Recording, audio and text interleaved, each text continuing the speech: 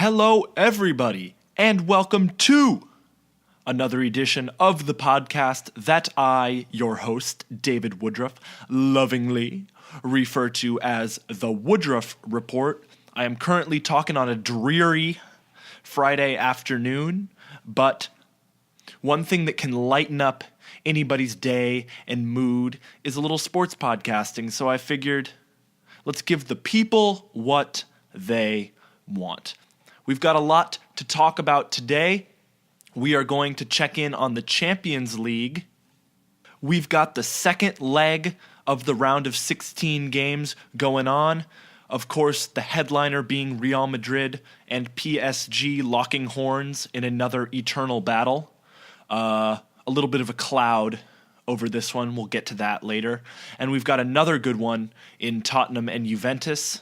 We'll talk all about those, what happened, what it means, and previews going forward. I also wanted to do a quick check-in on the National Basketball Association, just to check on the playoff pictures, because the season is winding to a close. I know it seems just yesterday that it was opening tip-off night, but the season's coming to a close. Teams are jockeying for position, and this year, the races are just unbelievably close. The margins are astronomically small. We're going to get into all that, try to sort out the clutter, who's real, who's a pretender, who's a contender, to borrow a classic March Madness basketball term.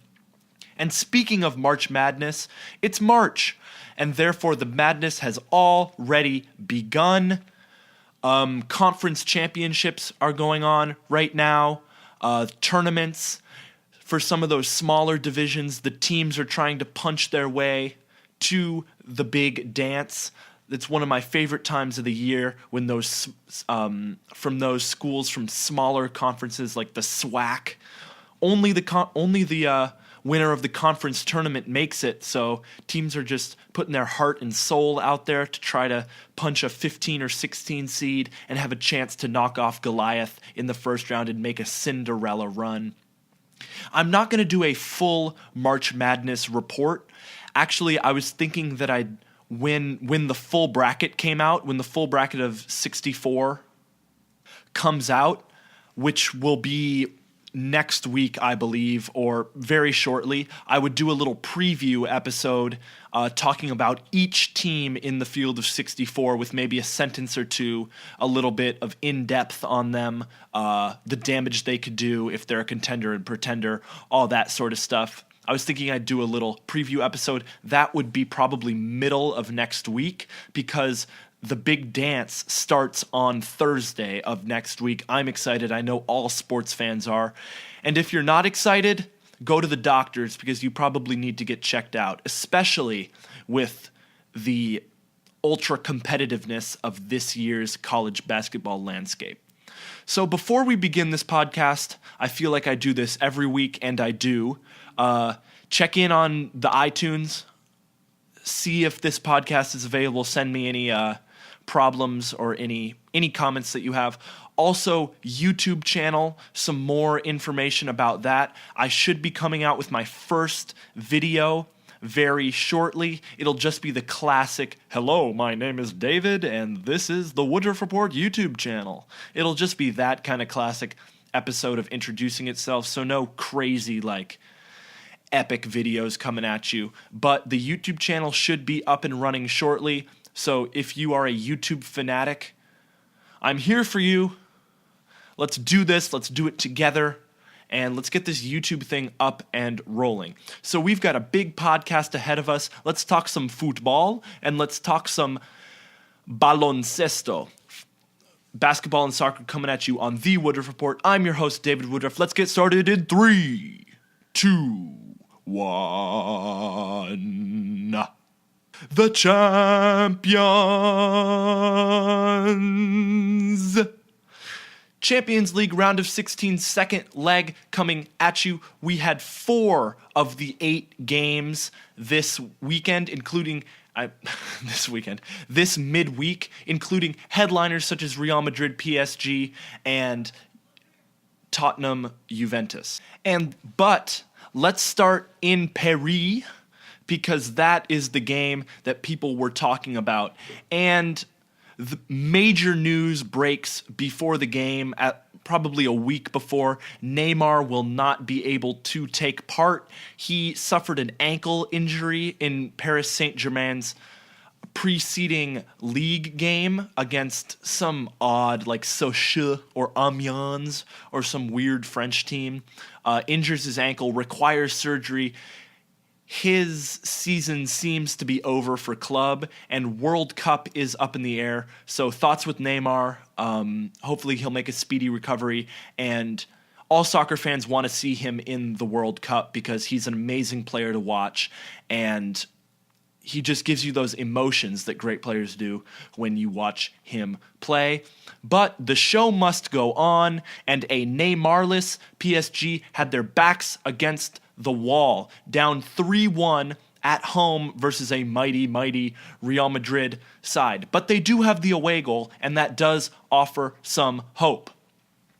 But again, no Neymar. Maybe does that hurt the psyche a little bit? Along with going, your best players out and you're going against Los Galacticos, you're going against the back-to-back winners of this cup. Maybe that hurts the confidence a little bit, but they're professional footballers.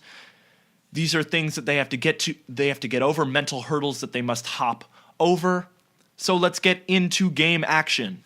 And for two very attack-minded sides, the first half of this game was rather tame. You had one breakaway for Karim Benzema. The ball, like a long ball, is played through by Marcelo, and the Paris center back misjudges it. It bounds by him, and Benzema's in on goal, but it's at a tough angle, and the Paris keeper, Areola, is able to save it. One moment that would turn out to be huge was Marco Verratti picking up a yellow card early for a challenge on, I believe it was Casemiro of Real Madrid, and that would come back to haunt Verratti and haunt Paris. But if anybody thought Real Madrid was just going to sit back and try to absorb pressure and basically play not to lose,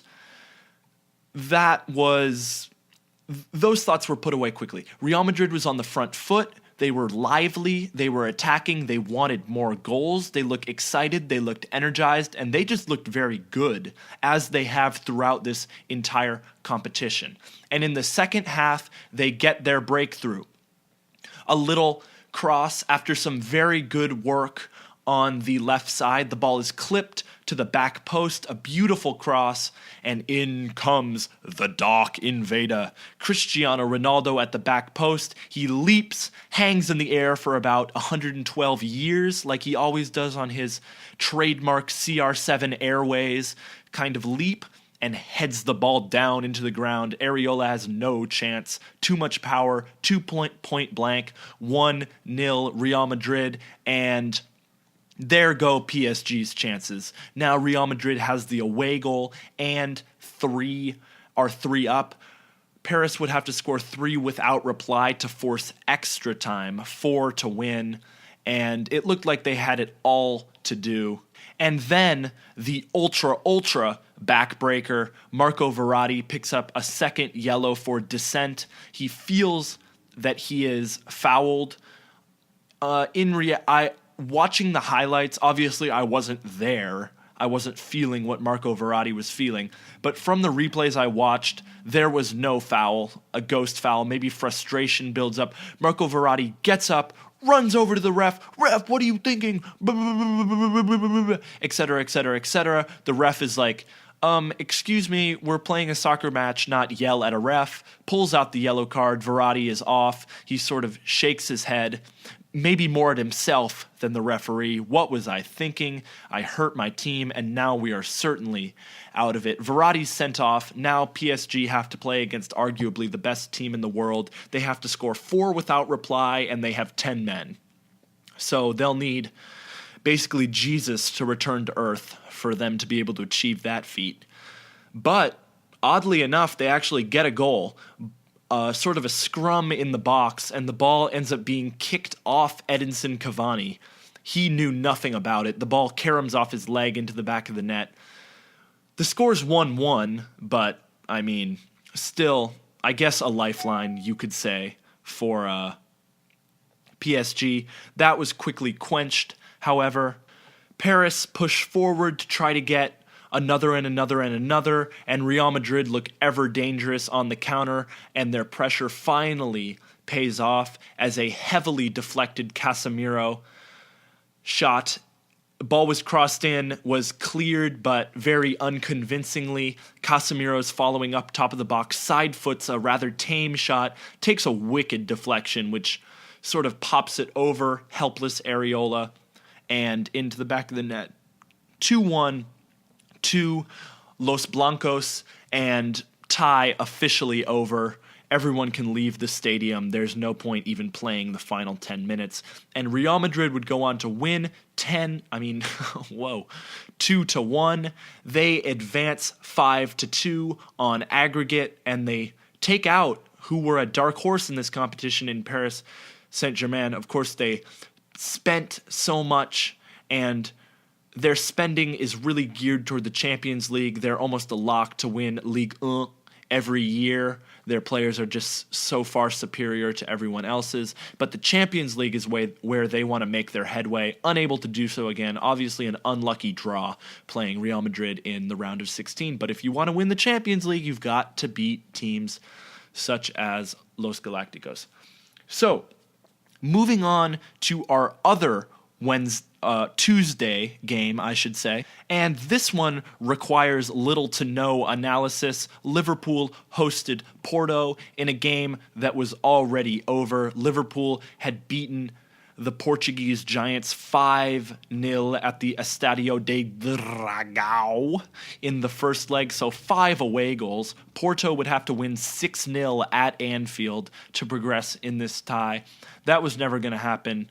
Play the kids, bring up the academy players, get the young guys, give them some game action. Jurgen Klopp actually fielded a decently strong 11. He didn't start Salah, but Salah did come in. And Liverpool looked dangerous. Mane strikes the post in the first half. Porto had some decent chances. A good save by Karius in the first half. But a pretty tame game. Liverpool just... the game was already over, really. Game finishes 0-0, no goal, and maybe a bit of a disappointment for the Liverpool supporters who came to see their free-flowing side score some goals, but you can't complain. They are on to the final 8 into the quarterfinals of this competition after a terrific first leg display. So, after Tuesday, we had 2 in the quarterfinals. We had Real Madrid and Liverpool, 2 historic sides. Going into Wednesday's action, and the headliner was Juventus-Tottenham at Wembley Stadium. The tie is 2-2. Tottenham has the advantage, seeing as they have the 2 away goals, and this was going to be an intense game because whoever scored first would really be in control. If Juventus went up 1-0, Tottenham would really have to press forward. And if Tottenham scored, Juventus would really, really have to press forward because now they would need 2 goals to win the tie. And things go according to plan for Tottenham in the first half. Min Son scores in the 39th minute to give Tottenham a 1-0 lead, and mighty Juventus are on their last legs. Remember, this was a team that made the final last year that's been one of Europeans' elite. A round of 16 exit is not in their DNA. And we go to halftime with Tottenham up 1-0, 3-2 on aggregate. Things look great for Spurs. Now, they can sit back, absorb pressure, and maybe try to get one on the counterattack. But remember, Tottenham is known for, choking in the big spotlight, and tonight was no different. Gonzalo Higuain levels the game in the second half, and now suddenly the momentum has shifted. Juventus are on the front foot. They believe. Their supporters are loud at Wembley, and suddenly the Spurs are on their heels, maybe thinking about how many times they've choked in the past. Is it just in our DNA? Is it actually possible for us to get the job done?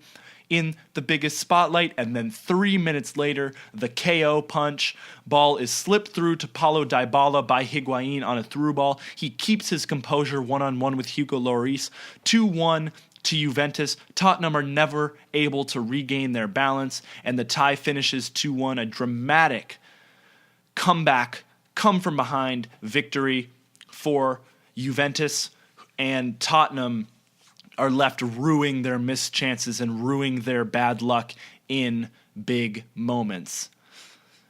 Really a terrific performance in this year's Champions League for Tottenham, winning that group that included Real Madrid and Borussia Dortmund and coming out on top, progressing. But again,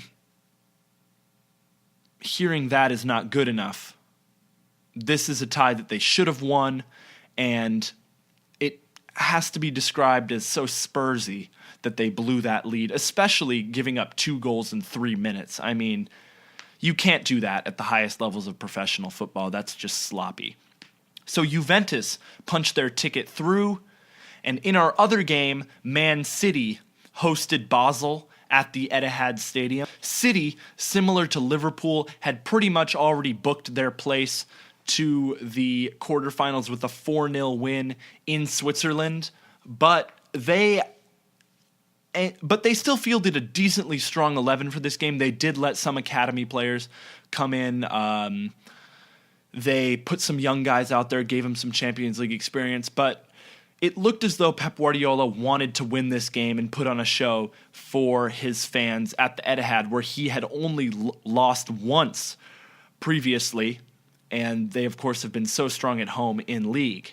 And early on, all signs pointed to another rout. Gabriel Jesus scored in the 7th minute to make it 1-0 City, and Basel are probably thinking, uh-oh, here we go again. Are we just going to get battered by one of the best teams in Europe, City, led by, of course, their talisman Pep Guardiola?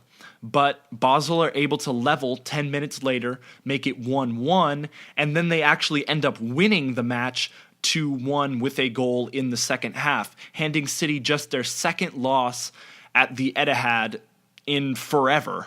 I mean, Pep Guardiola does not lose at home. Manchester City do not lose at home.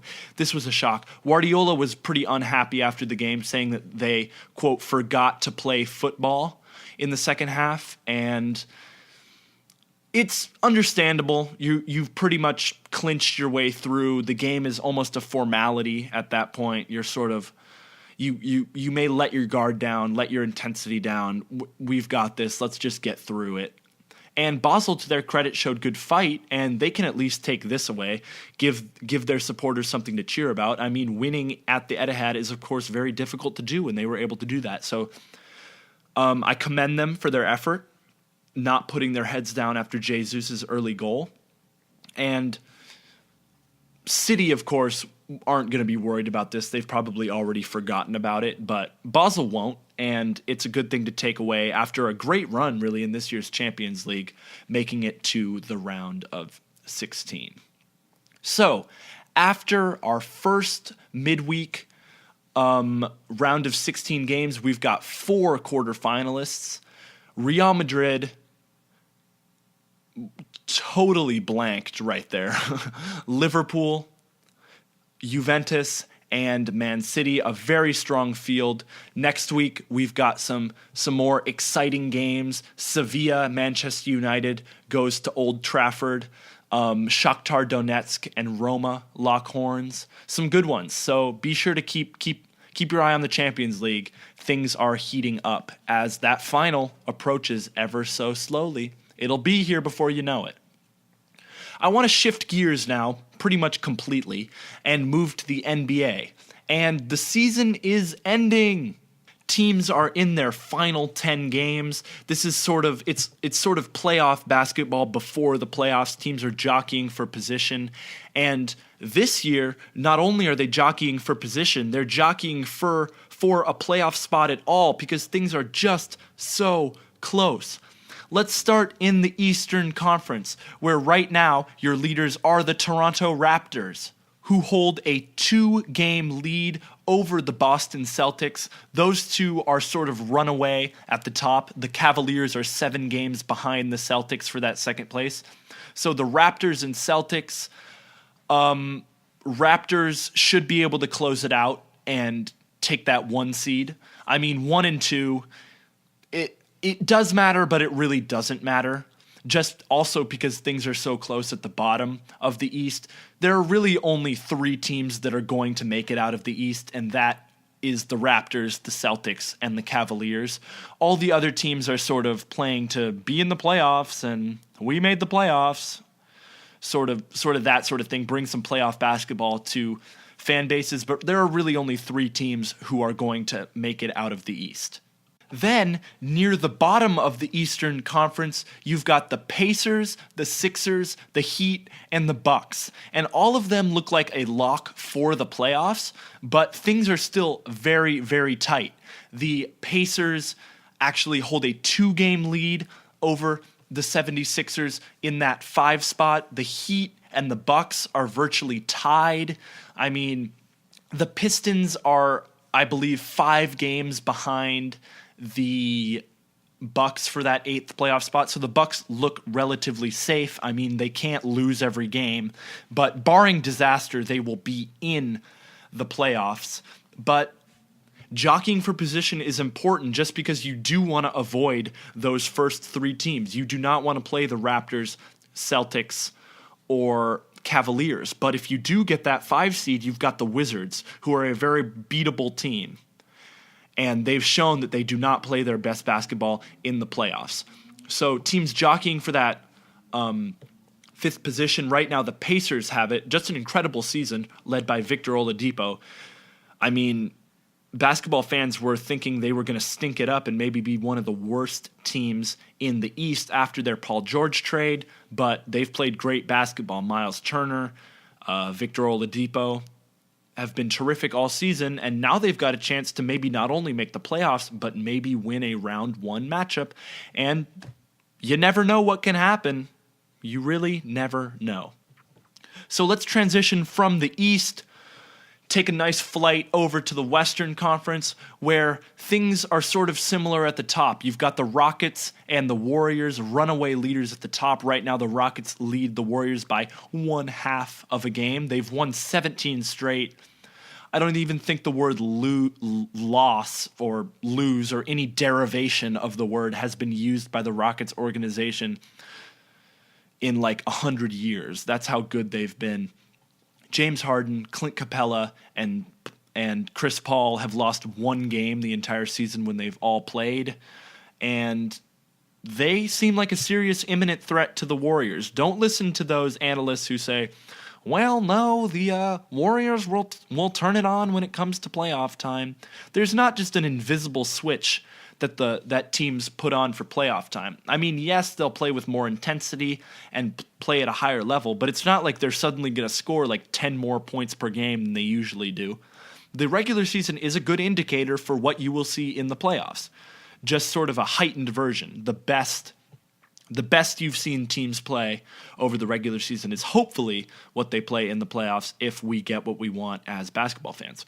So, besides the Rockets and the Warriors, it's all out chaos in the West. Right now, the Trailblazers are at the 3 seed, but the 3 seed and the 10 seed are separated by 4 games, and it's absolute insanity, and it will probably come down to the last game of the season. As I speak today, the Clippers, Nuggets, and Jazz are all tied for the 8 spot, which is 1 game behind the Thunder, and I think it's 3 games behind the Spurs, and then 4 behind the Trailblazers and Pelicans, and you've also got the T-Wolves in there. So just to provide some detail, the Spurs, T-Wolves, and Thunder all have the exact same record. And then below them, the Jazz, Clippers, and Nuggets all have the same record. So that's 6 teams right there who only 4 of them can make the playoffs. So two teams are going to go home unhappy, and it will probably come down to deadline day. I mean, the Pelicans were looking like maybe they wouldn't make the playoffs until they railed off this 10-game win streak led by the fantastic Anthony Davis, and now see themselves sitting pretty with the 4 seed. Things are crazy. And there's not much analysis I can give because it's sort of a crapshoot right now. Who can get hot? Who can post maybe an 8-2 record or a 7-2 record over these final 9-10 games? Who's going to step up for these teams? I mean, the Trailblazers I trust because you've got Damian Lillard who can step up and win the game in crunch time.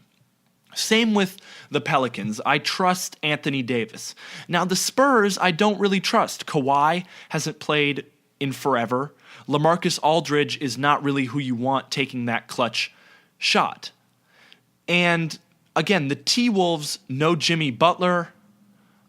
You still have Karl Anthony Towns, but it's been shaky. The Thunder have not played as well as they should have this season. I mean, Russell Westbrook, Carmelo Anthony, and Paul George, some growing pains, and now they may not even make the playoffs.